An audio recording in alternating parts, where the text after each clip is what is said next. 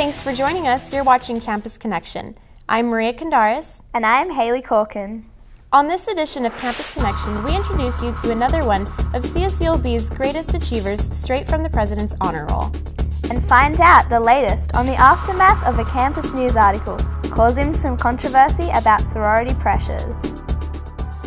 Let's begin by recognizing CSULB alumna Stephanie Bryson for becoming the school's first Rhodes Scholar. Bryson is all smiles for such an achievement. After all, she received one of only 32 Rhodes Scholarships given to American students. The Rhodes Scholarship is the world's most prestigious scholarship, and only 8 of those 32 scholarships were given to students at public universities. Bryson will attend the University of Oxford in England next fall. They tell you right there in front of everyone else that interviewed. My heart was beating out of my chest.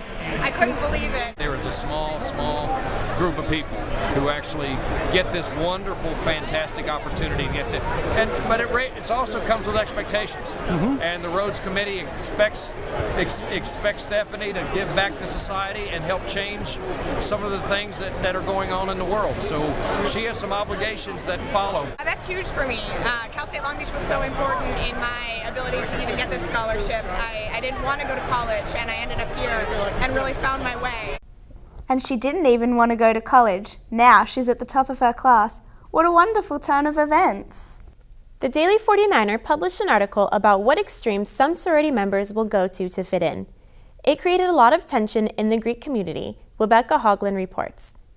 Alex Jimenez was surprised when she read the article on November 22nd. She felt it only pointed out negatives about Greek life. I think that it was a generalization based off of 2 or 3 girls, and that's not how all the girls are in sororities. There's over 7 chapters here on campus, roughly around anywhere from 600 to 700 girls in sororities. In no way, shape, or form did the entire article represent all the girls who are in sorority. Jimenez was one of many who chose to leave a comment on the Daily 49ers website. She made it clear that not everyone goes to drastic measures to pay for a sorority. I worked my butt off. It's my 3rd year and I just joined a sorority, so it was something that I knew I could afford, but I didn't do it until I knew I could afford it.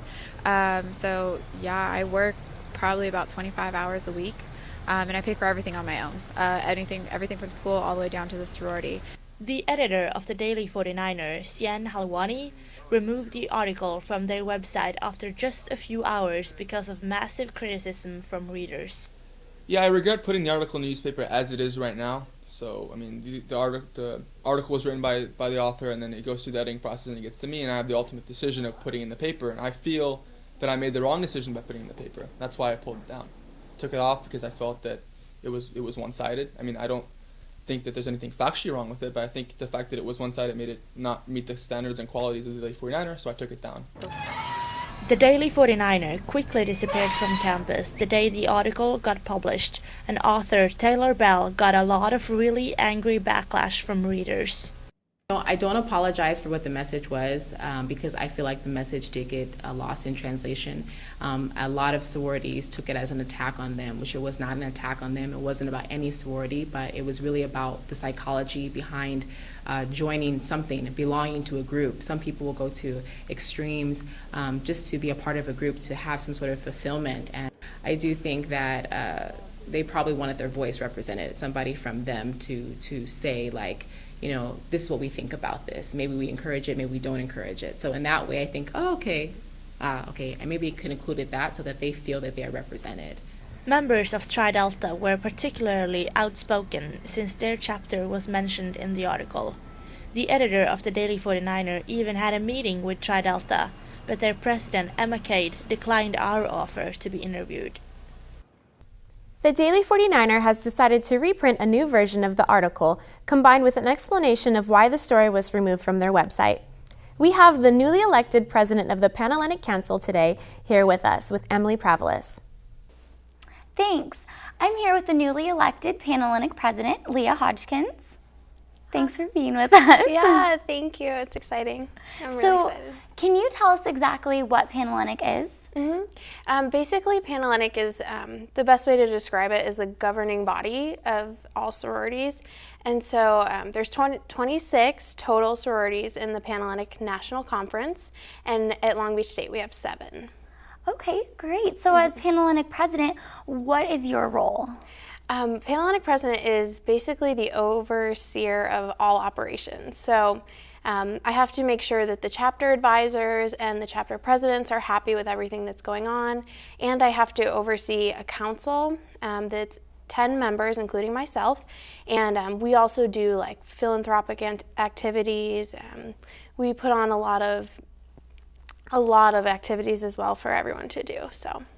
That sounds great. So as Panhellenic president, I'm guessing that you've heard about the recent article published in the Daily 49er. So what was your reaction? Honestly, I wasn't that surprised. I feel like this is not the first time we've been questioned, and it won't be the last. It's really easy to immediately look at the negative aspects of Greek life, especially when you're not involved in it, and especially when you haven't been involved in it for a long time. So there will definitely be more articles to come, more media like that. But what I really like to focus on is the positive aspects that we do. We do so much community service for Long Beach and for all of our organizations, and we have a lot of great leaders on our campus that really do some amazing things. So. And what drew you into Greek life? Honestly, it's a very superficial reason. I was really young and my friend was joining, so I wanted to join. My older sister was actually in a sorority at her college that she went to back in New York, and I was just like, why not? I didn't really have an exact reason. So, taking a look back at the superficial standpoint, where do you stand on that now? Do you still look at it from that same perspective, or? Not at all. There's so many reasons to stay in Greek life. You make really amazing friends.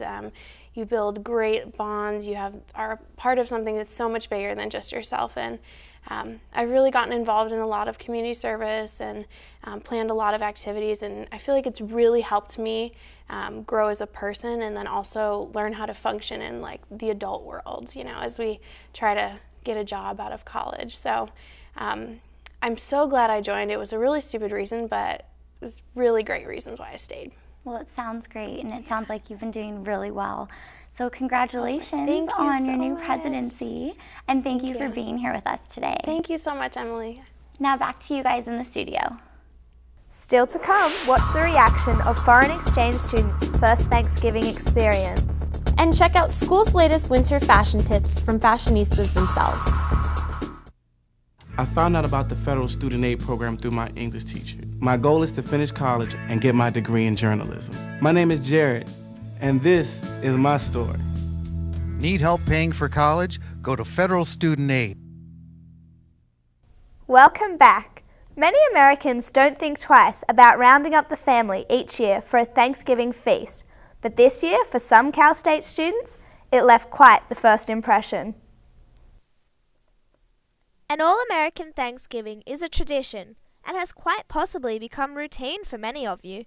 But for many of Cal State's exchange students, Thanksgiving is a completely new experience.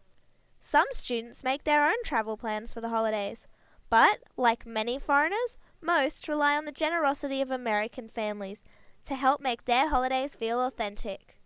My roommate, Ali, she invited me and 3 other international students to her house to celebrate with her and her family. So we went there to Sacramento and then to Tahoe for a day. As an American, it is easy to see that Thanksgiving is so much more than turkey and pumpkin pie. But for CSULB's exchange students, some had to see it to believe it. My friend's grandmother was there, and then I get to know like all her family and all her brothers. So it was like a huge party with all those people, and I think that's even more important than just the food. Like sit together with all those people and chat, and then just enjoy the meal and the day. For many foreign students, Thanksgiving is often only known through movies, and their expectations can be different from reality. Basically, I was just thinking of kind of something similar to the feel of Christmas back home. I was expecting a turkey, a massive, massive turkey in the center of a table. I was expecting cranberry sauce, which wasn't there, so that was surprising. Well, welcome to our board friends, and it's great to all be together as a family, and I wish everybody the best. Celebrating Thanksgiving and all the holidays upon us. Yes. Cheers. Cheers. Cheers. It goes to show that each family is free to celebrate Thanksgiving in their own way. What about those who spend their holidays playing host to foreign students? We had a lot of turkeys. I had 4 international students up to my house. It was pretty interesting just seeing their reaction, especially when the turkey came out of the oven and they were all looking like they were ready to devour it. Thanksgiving, like all holidays, is definitely a time best spent with family and friends. With the semester coming to an end, students are preparing for finals, but many are faced with little time to study because of other activities. We talked to a number of students on campus. I'm pretty confident about finals, actually. Every day after class, if I'm not too tired, I'll read the material over again, so when finals come, I'm prepared. My time management is very strict. I go straight from work to school, and then I go home and do more work. So basically I do it all by using my Outlook, my iPad, my computer. Everything's electronic. I ping myself with reminders so that I never forget anything. I set calendars for everything that I have to do, so I get reminders on my phone. And I make sure that I have enough time to get my schoolwork primarily done, and then work. I try to make it to work on time and get as many hours as possible to support myself. Now I just pay attention to what's due, when it's due, and make sure I have enough time to finish projects in advance so I don't have to stress out too much. I come straight from work so I can find parking and take the tram to my to the library or whatever. So I have a little bit of downtime in between, so if there's something that I didn't do or complete, I can go to the library. The 49er shops are always booming with business, but students have noticed an increase in their prices. Although these prices are more than stores outside of campus, students are still buying due to convenience. The track of the prices I kept of is Coke. Last week it increased by 10 cents, 2 weeks before it increased again, so it keeps on shooting up. For me, it is more about convenience than going somewhere else and looking for a different price. I just kind of want to grab and go. That's the kind of person I am. It's getting colder and you need to put your summer clothes in the back of your closet. Winter fashion is taking over at Cal State Long Beach. Siri Palliston shows you what's hot. The colors of the leaves are changing, and so is fashion. We're talking chunky sweaters, layers, and cute boots. Well, I have a lot of different kinds of boots, but small combat boots to taller chic ones like browns, caramels, blacks, grays. Changing up your wardrobe can be expensive, but smart students know how to save money and still have the perfect winter outfits. I actually bought this outfit in the summer, so the yellow top, summery sunshine, and then I just added black tights to keep me warm and tall boots, and then a blazer just because it's chillier outside, but I kind of just bring all my summer stuff into the winter. Go to those thrift stores, find little basic pieces, and sew random ass patterns onto it. You never have to go far to find a thrift store in Long Beach. And with a little bit of patience and creativity, you can find great pieces, and sometimes even vintage pieces. For these, you can totally just cut them up and then put material on them, like gems or just any type of suede, just because they're Levi's. And then for this jacket, you can just put some gems on it here and just fashion it up. And then a lot of chunky necklaces are really popular here, but yeah. This jacket's cool. You could roll up the sleeves and just layer it, and you can just make something out of it. It's super cheap and it's totally usable. And same thing for this jacket. But yeah. So next time you go on a shopping spree, save some money and go green. You won't want to miss CSULB sports at their best. That's coming up after the break. In 1993, I learned I had multiple sclerosis. I went on the first approved treatment for MS right away. Now there are 6 approved treatments. These treatments work. Let them work for you. Contact your doctor or MSAA. Now, on to some college sports. And that's Warren Phillips' area of expertise. Over to you, Warren. Thank you, ladies, and what a time it's been for Long Beach sports. First, let's take a look at women's soccer. This year's team has had no shortage of headlines. Before the season, the team had only reached the NCAA tournament twice and had never won a tournament game. The 49ers squad rode a school record 8-game winning streak into the Elite Eight, where they faced perennial powerhouse Duke University. Before the girls departed for Durham, North Carolina, the site of their Elite Eight game, fans got a chance to come out and congratulate the team and wish them luck before they head off to play the biggest game in LBSU women's soccer history. Before they left, I spoke with assistant coach Lindsay Bullock about the team's recent success. We're peaking at the perfect point in our season. Like, this is what we've always wanted. Like, in a season, there's always going to be peaks and valleys, like with wins and losses, and a lot of our coaching staff always says, like, we have to have our the right mentality with the wins and the losses. We can't get too high when we win, we can't get too low when we lose, and just everything that we've been working on, and just the team's mentality and the leadership is really awesome, and it's thwarted like the team into a really good time to just explode, and they've been doing awesome, and hopefully it'll continue. Unfortunately, the win streak did not continue as the team fell to Duke 2-0 in Durham. Despite the loss, their fans could not be prouder of this historic season. With school records set for goals, wins, assists, and points, this year we will go down as the best in LBSU women's soccer history. The 49er men's basketball team have been impressive so far this season. In their second game, the team traveled to Pittsburgh and got a win against the 9th-ranked team in the country. They then traveled to San Diego State, where they lost in a devastating overtime thriller. After the loss, the team went back home to face Boise State. The 49ers got off to a good start, knocking down some big threes to get out to an early lead. The team's seniors, who will be heavily relied on this season, led the action in the first half. Long Beach took a 33-24 lead into the locker room. I think it's a good team. I think there's a lot of pressure on them, all being seniors, and we're hoping we can get to the NCAAs and maybe surprise the team and get ourselves back on the basketball landscape here in America. The second half was very sloppy on both ends and featured many turnovers and missed shots. In the end, the 49ers held on to win behind the stellar play of senior TJ Robinson, who had 18 points and 13 rebounds, and was about the only high point for the LBSU team. The 49er fans were hoping that this was not a sign of things to come, but their team lost their next 2 games to Montana and Louisville, setting their season record back to 3-3. Let's hope the guys can turn it around in the next few games. The women's volleyball team wrapped up its 2011 regular season with a home game against the University of New Mexico. It was a bittersweet night for everyone in attendance, who showed their appreciation by cheering on the 4 LBSU seniors throughout the final game at the Walter Pyramid. Let's take a look at the highlights. The most important moment of the 49ers' final game of the season against New Mexico happened before any bumps, sets, or spikes. Jocelyn Neely, Michelle Ozenbor, Lauren Minkle, and Caitlin Ledoux, the senior leaders in the team, were honored in a pre-game ceremony and joined in the court by their families.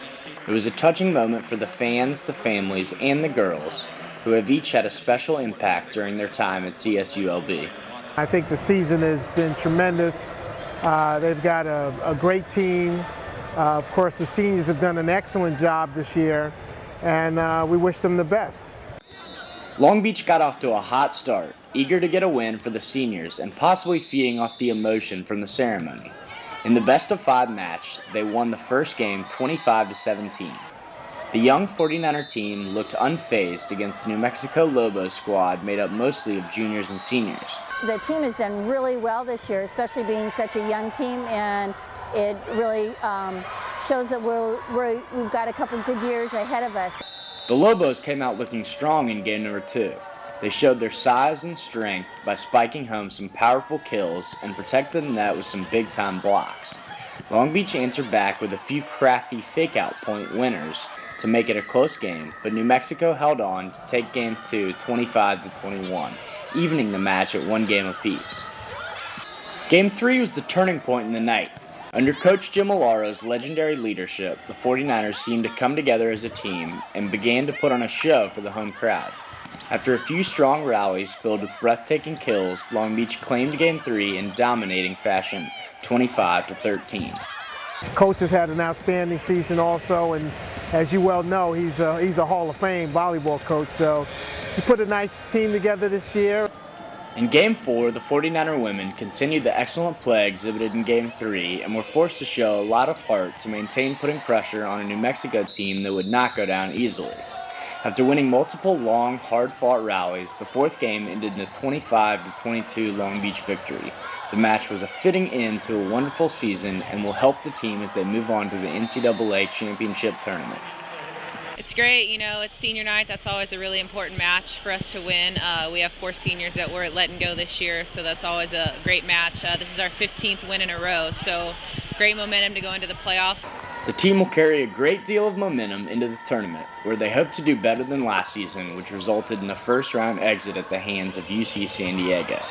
From Campus Connection, I'm Warren Phillips. That's it for sports. Campus Connection will be right back. I found out about the federal student aid program through my English teacher. My goal is to finish college and get my degree in journalism. My name is Jared, and this is my story. Need help paying for college? Go to Federal Student Aid. Animals at a local shelter are giving volunteers a reason to smile. We have Emily Pravlis with more. Since 1989, the Seal Beach Animal Care Shelter has been helping the abandoned cats and dogs of the community with a special approach. The thing of this shelter is, besides we don't have any money, that's special, but we're a pro-life shelter, and we don't put our dogs down for space. Operated solely on donations, this shelter is committed to doing whatever it takes to nurse any sick animal and their care back to health. There's a dog named Phoenix who had mange so bad, and he had no fur, and he was all swollen and bleeding and everything, and sadly he looked almost like a pig. He had that kind of skin, and the shelter did everything they could, and that dog came back to be the most beautiful dog ever. After being hit by a car and abandoned by his owners, this black lab big boy had surgery to amputate his leg. With vet bills running anywhere from hundreds of dollars to the thousands, volunteers feel each new day for the shelter is an accomplishment. We have a lady that pays for a lot of the medical herself. You know, she has the money to do that and the means, and she pays an awful lot of money. It's Jane. She's here pretty well every day. She takes care of the medical, and she does a great job. She's a marvelous woman. So we start our day doing vet runs, taking care of anybody that's sick. Come in and walk the office dogs. All the guys that are in the office are special needs, so I take care of those guys. These animals are treated with the utmost care. We walk our animals twice a day, minimum. That's mandatory, morning and night. We feed them twice a day, and we bathe them, we pamper them. I mean, they sneeze, they're at the vet's. Concern for the overall well-being of the animals goes far beyond their time spent at the shelter. The staff of volunteers strives to find a permanent and suitable home for each animal. We're very particular about who gets our animals, our dogs, and so they are with the cats. We have 3 items on our application, and those 3 are, the number 1 is where will the dog be when you're home, and they write outside, and where will the dog be when you're not home, and they write outside, and where will the dog sleep at night, and they write outside. We don't give them a dog. It's just as simple as that. We want them to go to a better home than they've got here, and they've got a good home here. At the moment, the center can only hold about 30 dogs, but plans for future expansion could increase that number. Well, we're trying to raise money as we speak to a cat facility. If they raise the money and they build a cat facility, then we can maybe expand a little bit with our dogs. But at the moment, it's hard raising money with this economy. The shelter also needs to raise money for maintenance around the facility. With endless loads of laundry, their washer and dryer is on its last leg. But money aside, the shelter really needs dedicated volunteers who are willing to give their time to help walk the dogs and spend quality time with the animals. The cats and dogs aren't the only ones benefiting from this shelter. The appreciation goes both ways. Coming here where every dog is happy to see you, every cat is excited to be held, is just the most rewarding, wonderful thing. And the funniest thing is every time I come, they thank me, and I really need to be thanking them for the sanity I get of being with these guys. From Long Beach, this is Emily Pravlis with Campus Connection. They must be so happy.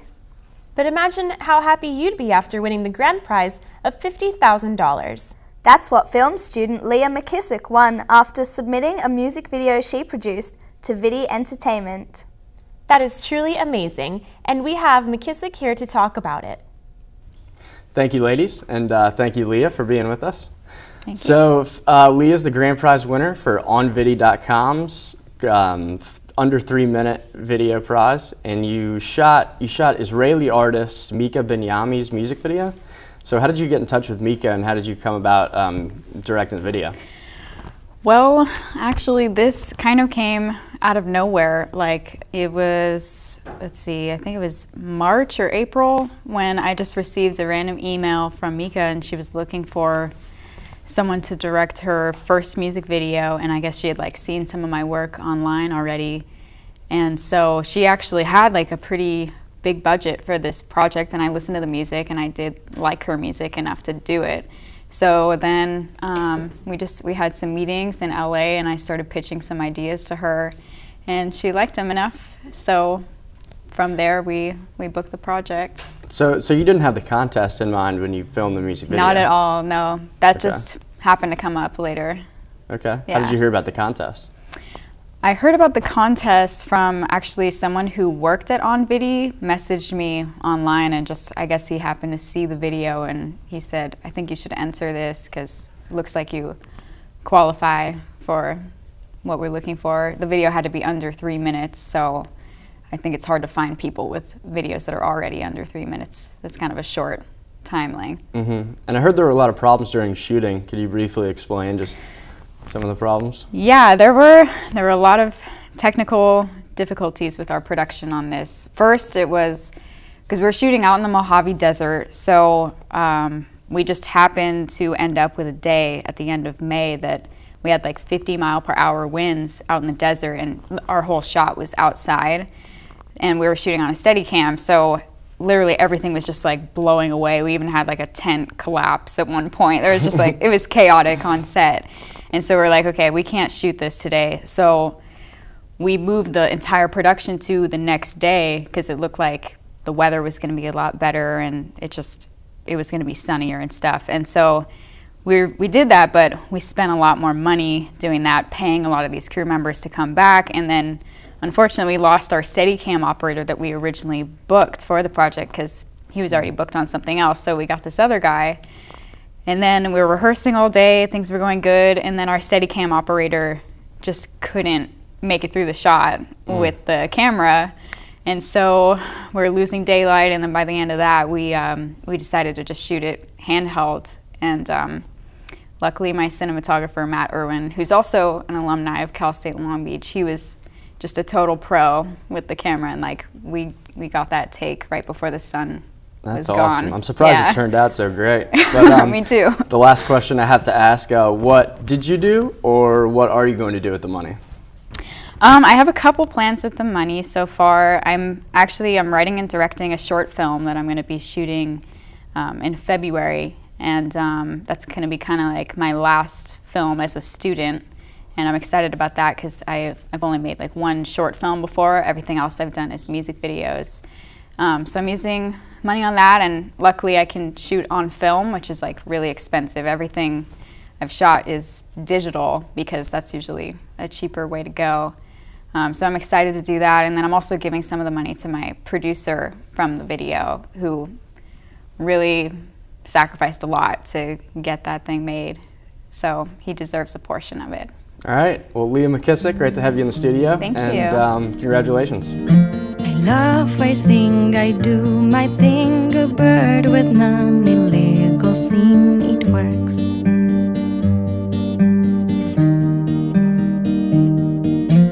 Love yourself, live yourself, watch yourself, tease yourself. Here it comes, here it goes, do survive, don't you fall.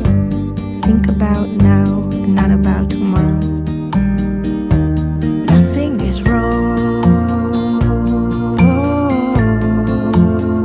That concludes today's edition of Campus Connection. I'm Haley Corkin. And I'm Maria Candaris. Thanks for watching. Every morning I say these words to cope and clean all my thoughts. It works.